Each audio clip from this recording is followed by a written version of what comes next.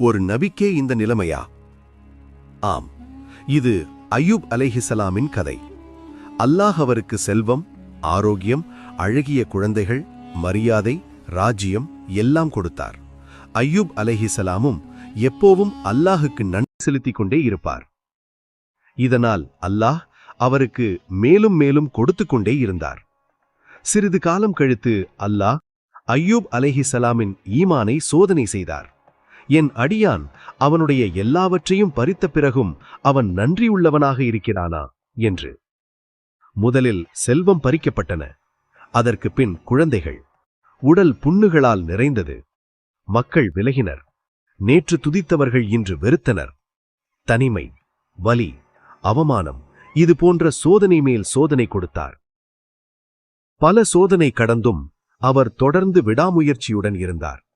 அவரது மனைவியும் அவருடன் இருந்தார். அவர்களும் அல்லாஹுவிடம் ஒருபோதும் புகார் செய்யவில்லை.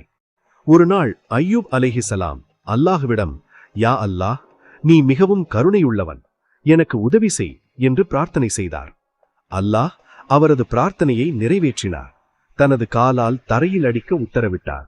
அவர் அவ்வாறு செய்தபோது அங்கிருந்து ஒரு ஊற்று வெளிப்பட்டது. அதில் குளித்து அந்த தண்ணீரை குடித்த பிறகு ஹஸ்ரத் அய்யூப் அலைஹிஸ்ஸலாம் அவர்களின் நோய் குணமாகி அவரது ஆசிர்வாதங்கள் திரும்ப பெறப்பட்டன. நாம் எப்போதும் அல்லாஹுவை நம்ப வேண்டும். அவரது கருணைக்கு நன்றியுள்ளவர்களாக இருக்க வேண்டும்.